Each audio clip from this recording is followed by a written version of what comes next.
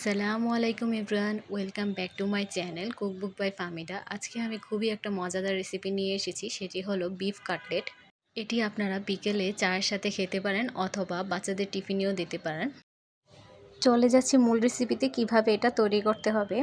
প্রথমে একটি প্যানে রেগুলার সয়াবিন অয়েল দিয়ে দিব 2 টেবিল চামচ।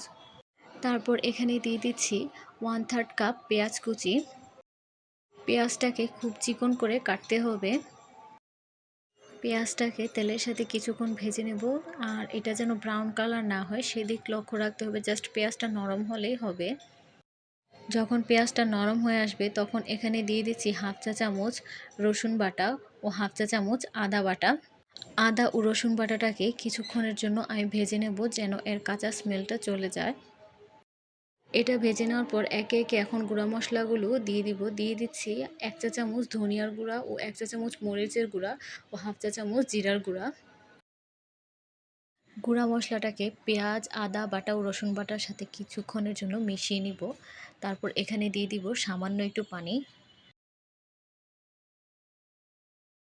মশলাটাকে আমি কষিয়ে নিচ্ছি। কষানোর পর এখানে দিয়ে দিচ্ছি বিফ কিমা। এই কিমাটাকে আমি ঘরেই তৈরি করে নিয়েছি। এখানে আমি প্রায় 1 কাপের মতো বিফ কিমা দিয়েছি। গরু মাংসকে ছোট ছোট করে কেটে তারপর ব্লেন্ডারে দিয়ে ব্লেন্ড করে নিলে বিফ কিমা তৈরি হয়ে যায়। এখন সব কিছুকে আমি আবারও মিশিয়ে নিচ্ছি। এখন দিয়ে দিচ্ছি 1/2 চা চামচ গরম মশলা। কিমাটাকে আমি কিছুক্ষণের জন্য কষিয়ে নিব, যেন এর গা থেকে এক্সট্রা পানিটা ছেড়ে দেয়। দেখুন আস্তে আস্তে এর গা থেকে এক্সট্রা পানিটাও ছেড়ে দিচ্ছে। যেহেতু এটা বিফ, তাই সিদ্ধ হতে কিছুটা সময় লাগবে। এখানে দিয়ে দিচ্ছি স্বাদ মতো লবণ।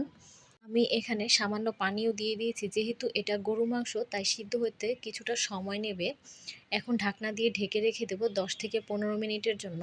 10-15 মিনিট পর ঢাকনা খুললে দেখা যাবে মাংসের গা থেকে পানিটাও শুকিয়ে গিয়েছে আর মাংসটা অনেকটা সিদ্ধ হয়ে এসেছে।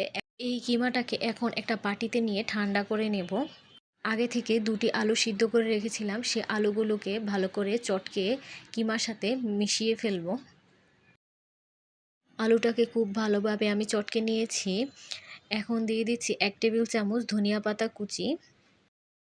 তারপর এখানে দিয়ে দিব 2-3টি কাঁচামরিচের কুচি। সব কিছুকে খুব ভালোভাবে মিশিয়ে নিতে হবে। আমি এখানে খুব ভালোভাবে কাজটা করে নিয়েছি।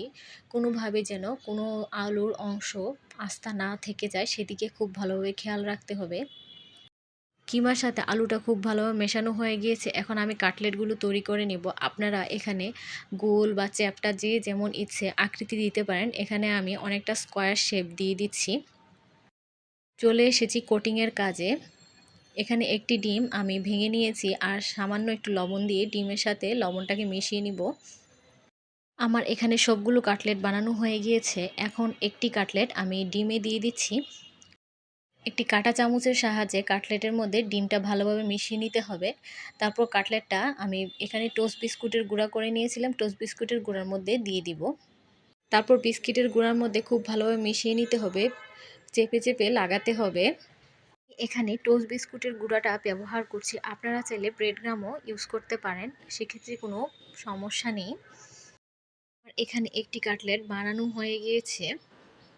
এভাবে আমি সবগুলো কাটলেট আজকে বানিয়ে নিব। আমি আবারও আরেকটি কাটলেট দেখিয়ে দিচ্ছি। একটি কাটলেট ডিমের মধ্যে ভালোভাবে মিশিয়ে নিতে হবে, তারপর বিস্কিটের গুঁড়ার মধ্যে দিয়ে দিচ্ছি। কাটলেটটাকে বিস্কিটের গুঁড়ার মধ্যে খুব ভালোভাবে লাগিয়ে নিতে হবে। কাটলেটগুলো এক্ষেত্রে আপনারা ফ্রোজেনও করতে পারেন। একটি ছড়ানো ট্রে বা প্লেটে কাটলেটগুলো রেখে তারপর 1 ঘন্টা বা 2 ঘন্টার জন্য ডিপ ফ্রিজে রেখে দিতে হবে। তারপর ডিপ ফ্রিজ থেকে নামিয়ে আবার একটি বক্সে রেখে দিতে হবে। আমি আজকে সবগুলো কাটলেট বানিয়ে নিয়েছি। কাটলেটের বাহিরের অংশটা যেন কোনোভাবে ভেঙে না যায়, তাই কাটলেটগুলো আমি 1 ঘন্টার জন্য ডিপ ফ্রিজে রেখে দিয়েছিলাম। 1 ঘন্টা পর ডিপ ফ্রিজ থেকে নামিয়ে এগুলোকে আমি ভেজে নিয়েছি। কাটলেটগুলো ফ্রিজে রাখার ফলে এগুলোর বাহিরের অংশটা আর কোনোভাবেই ভেঙে যায়নি। আপনারাও চেষ্টা করবেন কিছুক্ষণের জন্য কাটলেটগুলো ডিপ ফ্রিজে রেখে বাহিরটা শক্ত করে নিতে। চুলার আঁচটাকে মিডিয়ামে রেখে এগুলো ভাজতে হবে। এপিট ওপিট ব্রাউন কালার করে ভেজে নেওয়া হলে এগুলোকে নামিয়ে ফেলবো। দেখুন আমার একটি কাটলেটও কিন্তু ভেঙে যায়নি ফ্রিজে রাখার ফলে। এই তো তৈরি হয়ে গেল বিফ কাটলেট। এই কাটলেটটা সাদা পোলাওর সাথেও খেতে পারেন বা নাস্তা হিসেবে চায়ের সাথেও খেতে পারেন।